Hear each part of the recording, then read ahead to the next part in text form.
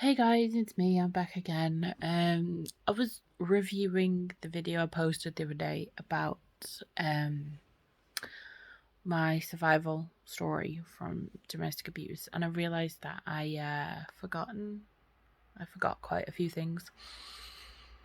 So I thought it was important to add them in, like for example, how the relationship actually ended and things like that.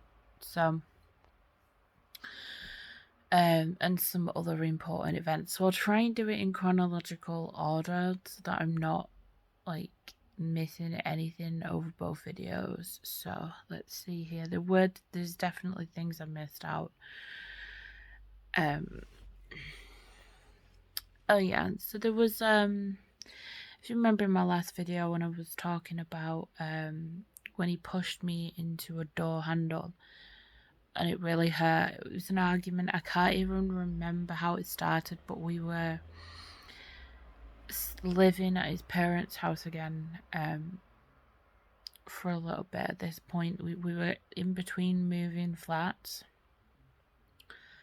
so we ended up being at his parents' house. I can't even remember how it started. It was always over something really minute, and it actually really fucking triggers me now. Like, if I'm having like a really minor dispute with my partner, I'm like, I tend not to like speak my mind because I'm worried that I'm gonna get a negative reaction.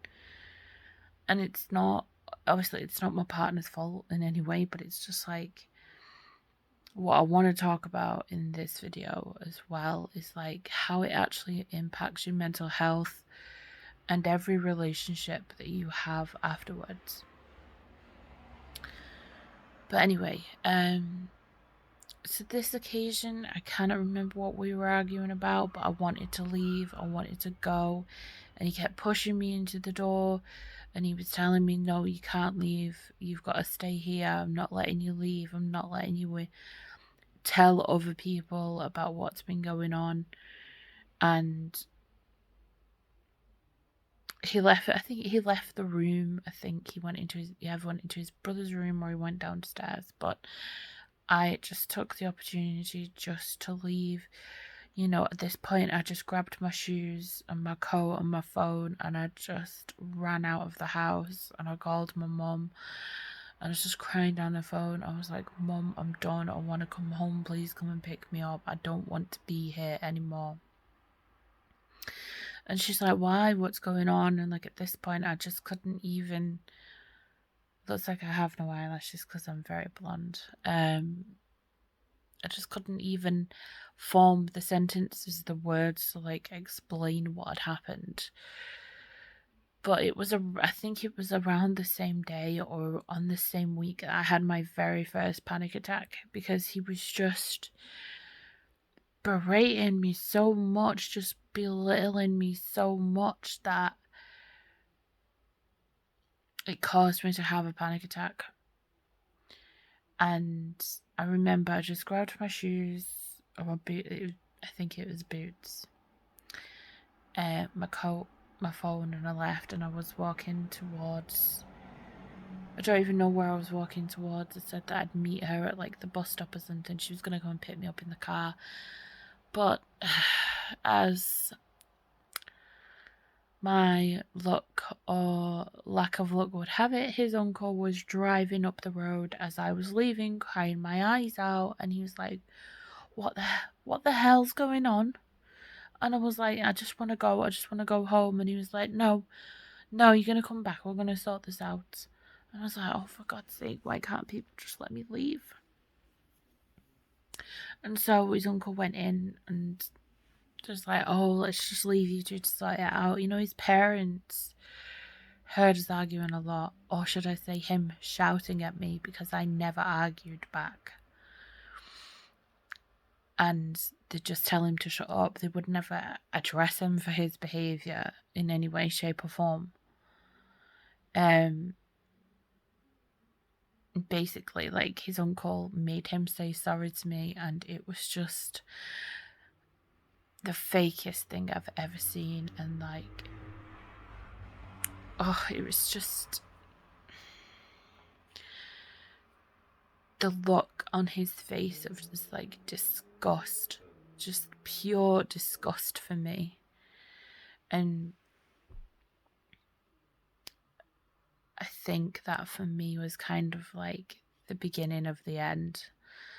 It was like a process, I would say, over about a year, really, that it kind of started. It spiraled out of control. I wasn't a perfect person by any means. In this situation, I escaped from it badly, poorly, but I felt so alone. Like, the way that it happened, it was necessary for me to get out of that situation. There was one point, like 2011, when we were living the first flat that we lived in together. I was just getting sick of being treated like crap. You know, it was just, it'd find something wrong with me I would do every day there was something new that I did wrong. Every single day. And I just got sick of it. I was just like, I felt trapped. I felt like I couldn't escape. And I can't even like describe how empty I felt inside, and yet in a way I felt like I couldn't leave him until other people really kind of showed me that there was a different way of being.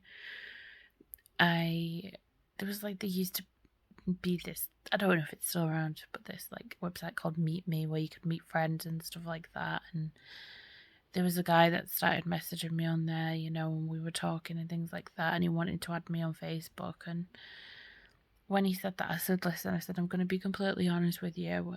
I'm in a relationship, but we're struggling right now, and I just wanted somebody to talk to, you know, and I was completely open and honest. I deleted it, you know, I thought, you know, I'll give it another chance kind of thing. Maybe I'm being unfair, maybe I'm not viewing things correctly, you know, that kind of thing.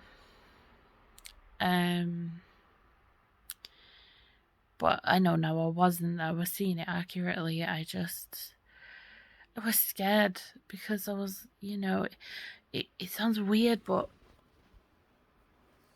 I was scared because, you know, I was living in a different city, and if we ended the relationship, you know, I don't think he would have just let me leave. You know, he would have found where I was and things like that. And the way we ended kind of proved that point to me a little bit. So if you remember in the last video, you know, I said that I moved back home, and that's how like the end really came about. But there was just, it was really weird because when I moved back here, we would say hello to each other in the morning. That would be it. I'd get a phone call every other day. There was a couple of times when he rung me when he was drunk, and he's like, I love you, why won't you tell me you love me anymore? Why don't you want to be with me? And I would just sit in silence on the phone because I didn't know what to say. I genuinely didn't know what to say at that point. I was just done. You know, and I was just waiting for like the right moment, something to trigger it off within me, like the strength to kind of just up and leave. And you know, I was kind of ashamed to like still be with him, so I would hide. At that point I would hide my relationship status because I didn't want people to know, because one, I didn't want to have to answer questions to my family and my friends, because I told my family, you know, that we were pretty much over and he wouldn't leave me alone, which is technically true because he started stepping up his shit when he realised that he was, you know, he'd pretty much lost me. And I ended up speaking to this guy on Facebook at the time, 2013 this was, And like he lived in London, so I was like, I wasn't like taking it seriously, and he was like, oh, I'm coming up to Manchester, in about a month or so, for a work conference, you can come meet me and things like that. And I was like, oh yeah, sure, buddy, kind of thing. But it turns out he was actually like serious. But that, in a way, like what happened was, around that time that we started talking, I actually wrote a spell, to say, please give me the strength to leave this relationship behind, because I cannot do it on my own. And I really feel like this guy was the universe's way of helping me to end this relationship. I really genuinely do. And it's really funny because, like, I used to be really into Joy Division and Ian Curtis, and like our relationship ended on the anniversary of his death. And Love Will Tear Us Apart was very relevant that day. But anyway, so the day it actually happened, I'd been talking to my sister about it for quite a bit because we were living together, and I was like, I know I need to just cut it off. I need to just do it. I know that I do. I'm just tired of it. I don't love him anymore. I just want to be free. I just want to be free, and he would never have done it. So it had to be me, because every time he said it in the past, he never meant it. It was just like a control thing. And we both always said that when I would say it, I would mean it, and that would be that. So the day it happened, me and my sister, decided we were going to go on a long walk that day because it was a nice day. It was May time, so it wasn't cold, but it wasn't warm. It was kind of like that medium temperature. We went for a walk to the woods. I left my phone at home because I wanted to clear my head. I didn't want anyone or anything distracting me, so I just left my phone at home. We went for this walk. We walked for 4 miles. It was about 2 hours that we were out. And then I came back and my phone had 25 missed calls. I had 78 text messages. And I had 4 voicemails, all from him. Off his number, off his mum's number, off his dad's number, off his house number. I listened to the voicemails, in case something serious had happened. No, it was just him screaming at me, where the fuck are you? Where the fuck are you with another guy, aren't you? And I was like, bitch, I am done. So I texted him and I said, I can't deal with this shit. This is just too fucking much. I'm done. I can't deal with this shit anymore. We're done. And he was like, what do you mean? And I said, you heard me, we're done. I said, I don't love you anymore. I don't want to be with you. You've abused me for the past 3.5 years, and I'm out. I'm done. I don't want this anymore. I didn't want to be with you 6 months ago when I moved here. And this is me just being a little bit mean. I've learned since then, but he was dyslexic, but really he was just dumb. And he put fine where, as in WHERE, over, and I was so tempted to correct his grammar, but I just thought, no, I'll just block him now. I'll leave that, I'll let that be that. And the next day, the guy from London, I'm grateful to him in a lot of ways. I could never, be angry at him in any way. So, I thank him for he was kind of the push to get me out of that situation, because, he wanted to meet me the next day, and I thought, I need to make things right. So, luckily, like, he kind of dug his own fucking grave. Then the next day I went to meet with this guy, not expecting anything other than a couple of drinks. I ended up staying in his hotel with him for 2 days. And I had to turn my phone off because my ex my brand new ex at that point, kept ringing me off everybody's number, texting me, Skyping me, just email everything, just email me. I had to turn my phone off. My sister thought I'd been murdered because I turned my phone off, and I turned it on and I said, no, listen, he keeps ringing me, and like I block him, but then he'll start ringing me off like everyone else's fucking numbers. So I had to turn my phone off. And then what followed after that was days of him saying, oh, I was picking out engagement rings for you. And I was like, with what money? You don't have any fucking money. You're a dollar. You spend all your money on weed and pizza. You've got no fucking money. And I was just like, it doesn't fucking matter. I was like, you had your chance. You fucking blew it. You treated me like crap for 3.5 years. You know, do you really think that I'm just gonna saying you think that's all I want is an engagement ring? And no, he wanted to have kids with me, and I fucking said no, because I said, you know, I knew he would never get a job and it would be me doing everything, and I did not want to have children with that man. The only person I've ever wanted to have children with is my current partner, and we have a son together. You know, he's the only person I've ever wanted to have children with, because I know he's responsible and he takes care of his shit. But yeah, it was just... And he was really cruel as well, because he was like, I've logged onto my mum's Facebook and I've deleted you off there. I've told my dad to do the same.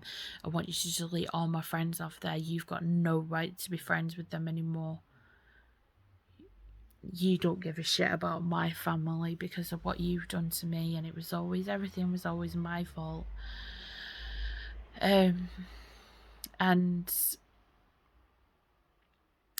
a few months after that, you know, I started seeing somebody else, and he just like messaged me randomly, and he was like, he apologized, but it was for like the most least troublesome thing that he did. He didn't apologize for anything else. He was like, oh, I'm sorry, I left the flat that time that your mum and sister came round as a surprise. I'm sorry about that. I shouldn't have done that. And what it was my mum and sister were driving up to see me as a surprise, and it was early, you know. It wasn't that early. It was like 9 in the morning. So I told him, and he got in a huff, got his clothes on, and went to his parents because I didn't tell him. And I was like, how the fuck am I supposed to fucking tell you when it's a surprise and they've just told me now? But yeah, because his hair wasn't washed, he went to his parents because of that. And he apologized for that, but he didn't apologize for any of the other shit that he did. And I was just like, why are you messaging me? I'm with somebody else. And he's like, I just want you to be happy when we're seeing you with fucking him. And it's like, well, the guy was at the time turned out to be a cunt anyway, but just like, why are you messaging me this now? Like, it doesn't fucking, it makes no fucking difference to my life for you to say this when you've apologized for the most fucking minute shitty thing that you did. It was just pointless to apologize for that and not take accountability for any of the other fucking shit that he did.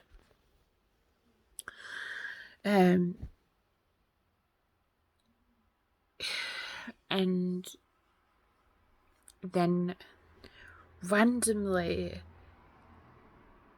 when I first got with Aaron, my current partner, like in 2016, he randomly sent me a message on Twitter, and he's like, I never hated you, you know. I was like, okay, because he like deleted me on Twitter because he got with someone new, and I was like, I don't give a fuck. It's like, I don't hate you, it's just I got told to delete, and I was like, I don't care. Like, why are you trying to initiate a conversation with me? Like, I don't understand. And then like, he somehow started following me again on Twitter. I very rarely check Twitter. I only go on there to complain to companies, especially about Facebook. But yeah, there was like, I was just randomly scrolling through the newsfeed to see if anything interesting was happening, and he put, when you see that your ex has now become a fat munter. And I messaged him back and I went, you had like fucking a supermodel yourself. And then he messaged me and he's going, oh, not you, I meant Amy, which is the girl he was still in love with when he got with me. And I was just like, whatever, mate, it's clearly, obviously it's about me, and you were not as you would. I mean, his waist size when we were together was 42, right? So this is how big that guy was.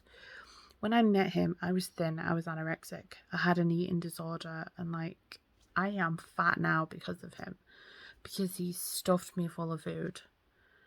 And we would never, like, every time I made something healthy, it was like, no, I'm not eating that shit. You know, it was always like that. Oh yeah, there's another thing as well, right? So we had this friend called, in fact, no, I'm not gonna say his name, just in case anybody who knows me and knows them, I'm not gonna repeat names. But basically, what happened was, I had a brand new, at that point, iPod video that my mum got me for Christmas. It had my name. You know when you can get people's names put on them? It had my name on it, right? And his friend, he had some music on his iPod that I wanted to listen to. So we swapped for a week, and I asked for it back. And he apparently lost it. And then the next week, oh, it was stolen by somebody. Then the next week, oh, it turns out that he pawned it. So I said to him, I said, you're not bringing him here anymore. I said, if he's going to do that, if he's going to be that disrespectful, and you are not sticking up for me, you are not telling him to go fuck himself and to pay that money back, I was like, you can fuck off as well. But of course he wormed his way back in. Both of them did. And then when we moved the next flat that we lived in, he was suddenly friends again with this guy. He did fall out with him, to be fair, for a while, but, well, he didn't fall out. His mate was hiding because he fucking knew that he had stolen. And we were living in a fucking studio flat, bear in mind, right? He invited his friend from America to come and stay with us with his girlfriend in a fucking studio flat. Then invited this other friend round. It all started kicking off. They were trying to fight each other, so I lost my shit and I kicked his friend out. Not the American one and his girlfriend. They were nice. But the friend that stolen from me. And I said to him, because he threatened to burn the building down with us in it. So I got right in his face.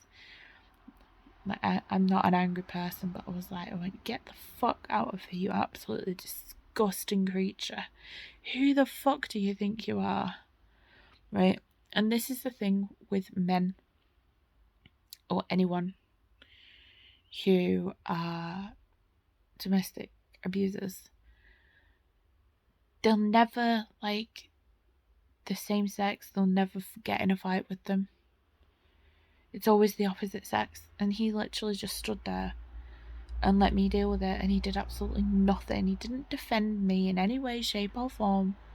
He just fucking let me scream and shout at his friend to get out. And his friend, right, honest to God, I don't know what was wrong with his friend, because there was another time when, after we'd moved out of there, we were back living at his mum's for a bit.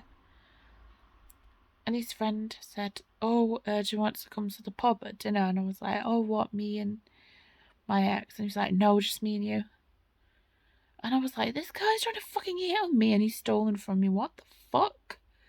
And I admit, when I first met him, I was like, this guy is cute, you know? But yeah, he just turned out to be scum. And then he was trying to hit me up. And at the time, I wanted to be respectful to my ex, and I told him, and he was like, I'm sure that didn't happen. And I was like, I will literally it's on your computer on MSN Messenger. You can go fucking look. And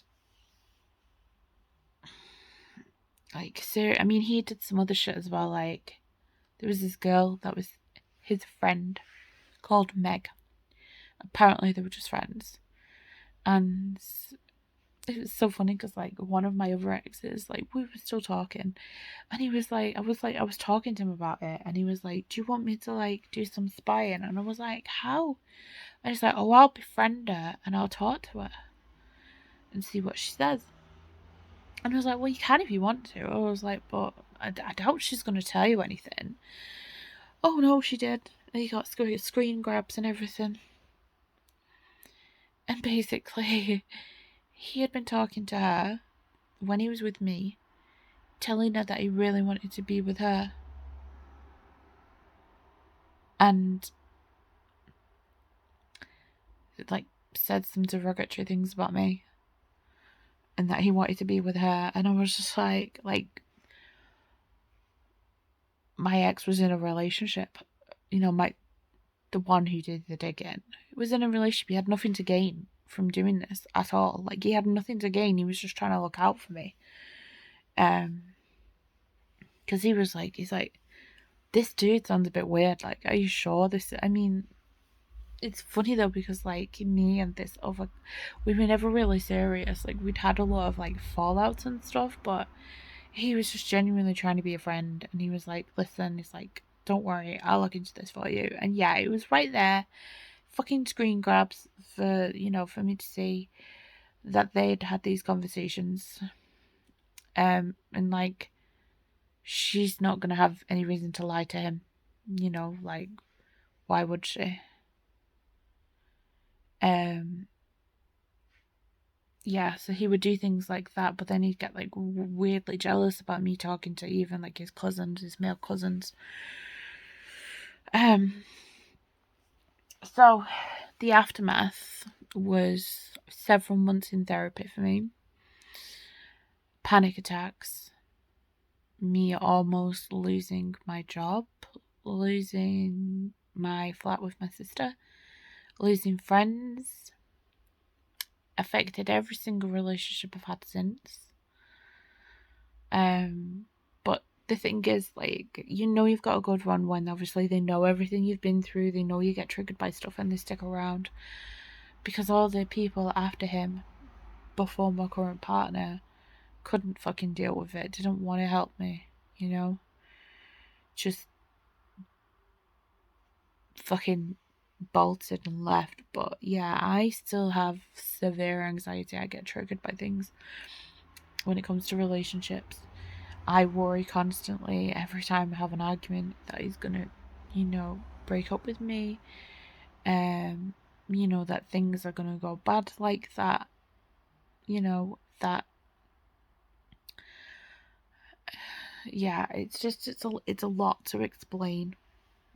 But the long story short is that relationship ended, what, 8 years ago? And I still have severe anxiety at times and PTSD. And the few times, apart from once, that I went to Liverpool after that happened, the person that I was with ended up breaking up with me a few weeks afterwards. So clearly a curse there for me. And there was one time I was supposed to go in my current relationship, and fate stepped in and was like, no, you're not going, because this is gonna fucking lead to bad stuff. So I'm glad that happened. But yeah, I have severe anxiety, like relationship based anxiety. I overthink a lot. Every time we have a bad day, I really, really overanalyze it. I blame myself a lot. I have up until, sorry guys, fat fingers, up until very recently, as I was saying, oh my god, what the fuck was I gonna say?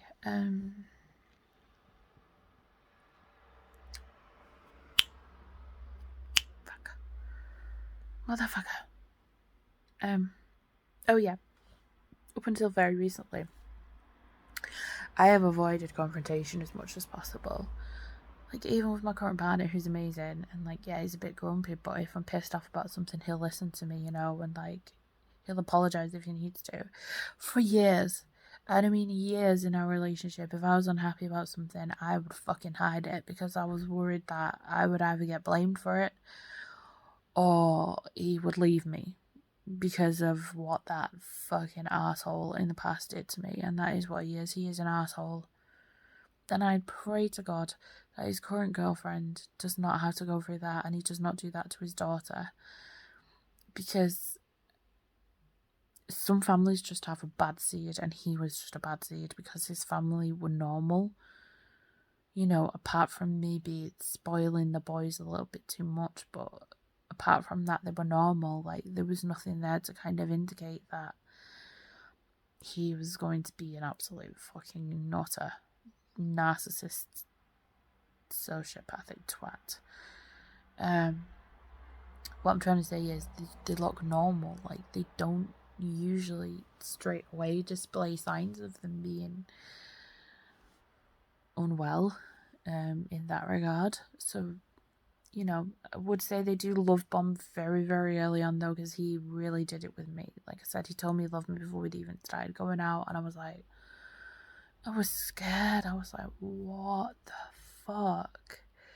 But obviously being 20, 21 at the time, like, it was flattering because he would call me every day. You know, I thought it was checking in on me every day, but really he was trying to groom me.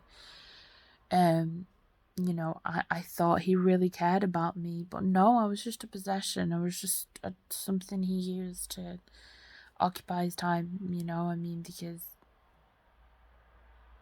he was still friends with a lot of other girls, and like, my boyfriend, you know, he's had girlfriends at work, and like, obviously nothing's been going on there, but because of what's happened in the past, like, I'm paranoid, you know, and this is what it does. It affects you deeply mentally, you know. Some people get eating disorders, some people start overeating, some people get depression, which I did, anxiety, you know, PTSD, all those things, you know, and it never ever goes away. It never goes away.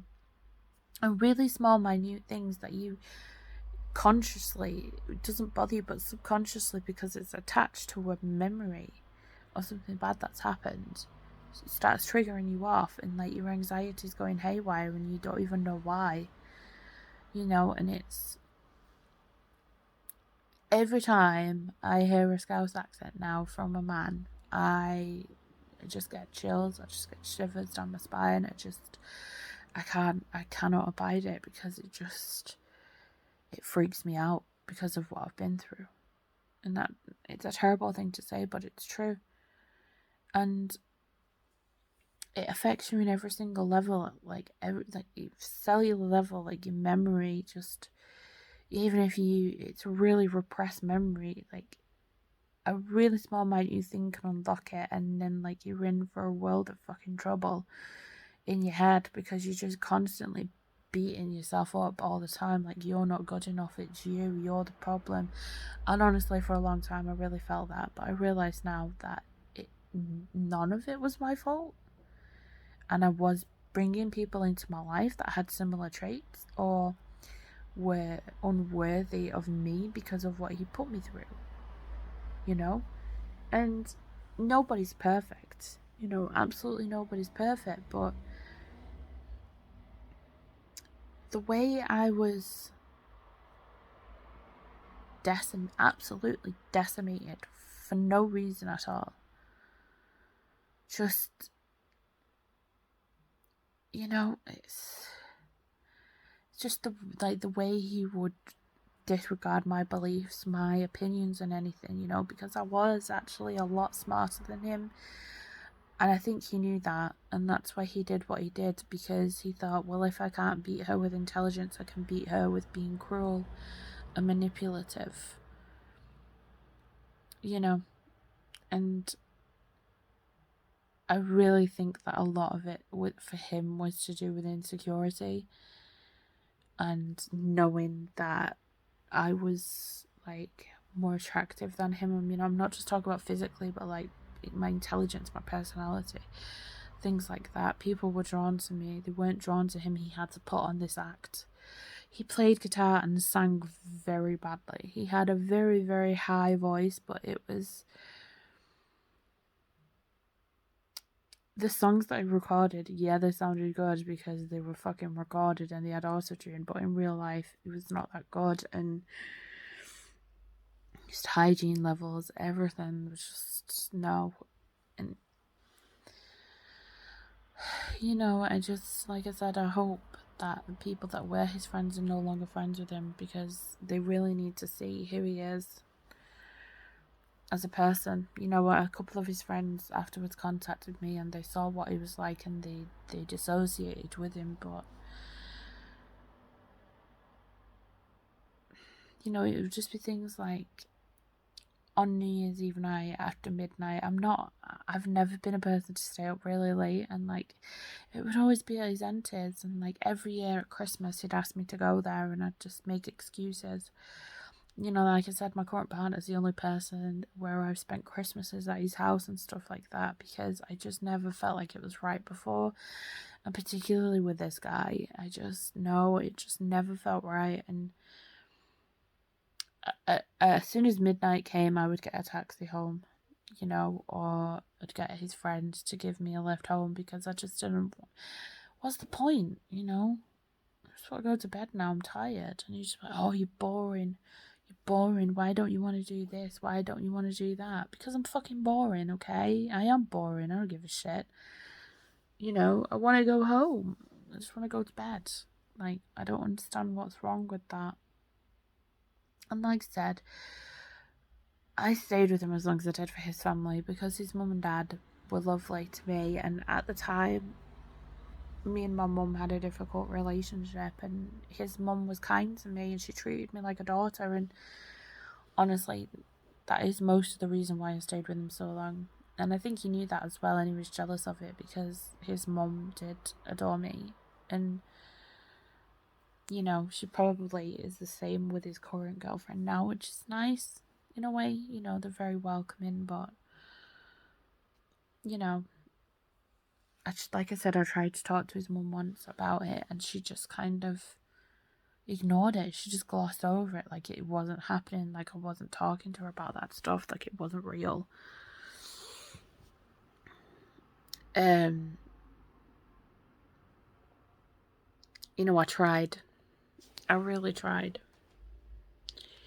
But, you know, in the end, I got out of the situation, and I'm grateful to everyone who helped me at that time get out of that situation in whatever capacity it was. I really, really am. You know, I was unhappy for a long time, and I stayed in that situation because I literally at one point thought, I'm gonna die here. I'm gonna die here. Because I can't get out, I can't leave. He won't let me leave. But luckily, thank God, in the end, when I returned home, you know, when I was going through my awakening, you know, my guides were there helping me every single day, talking to me every day, you know, just helping me through it. You know, they really, really were. And, you know, the guy from London as well, my sister, you know, my friends that were helping me at the time, I'm eternally grateful to them.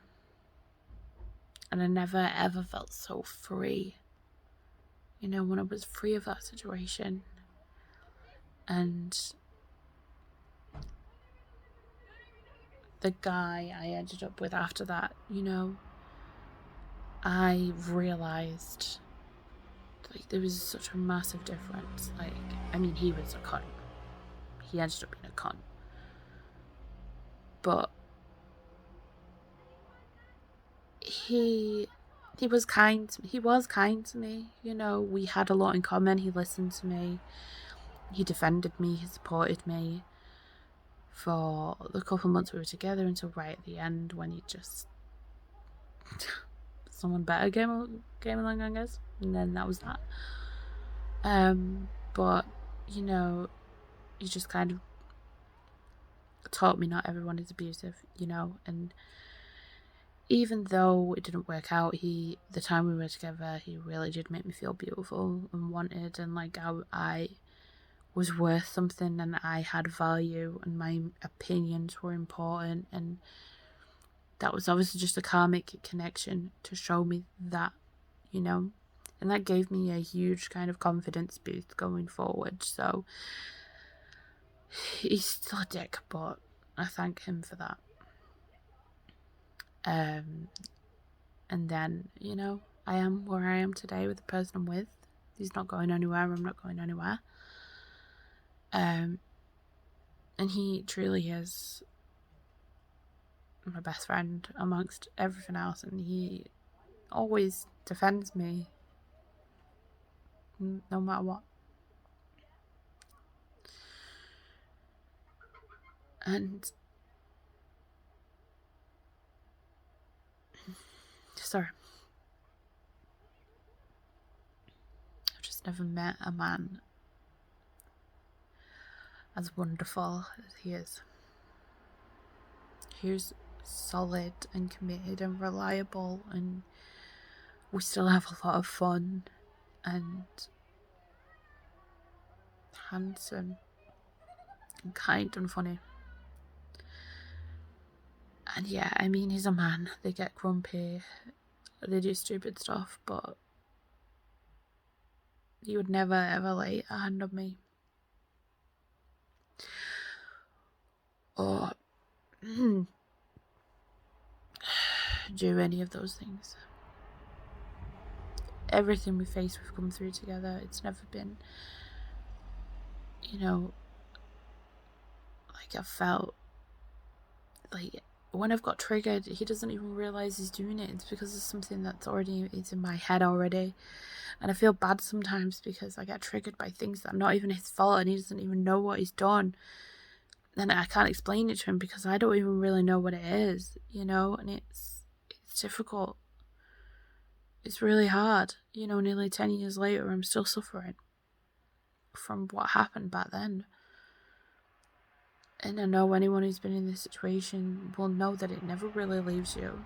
Sometimes the mental scars are worse than the physical ones because the physical ones can heal, mental scars can't. But I just wanted to add this part too, because there's some things that I forgot, if anyone was wondering. And there is hope for people going through this. There is hope to get out of the situation, and please don't let what you've been through ruin a good relationship, because your brain, because of what you've been through, is telling you you're not worth it and that they'll hurt you and you should run away. Please don't let your brain do that to you, because I've had that, luckily I've been able to talk myself out of it in this relationship, but in previous ones I've self-sabotaged a lot because of what I've been through. So I just want to say thank you for watching and for listening. Again, I hope this helps someone, and just thank you.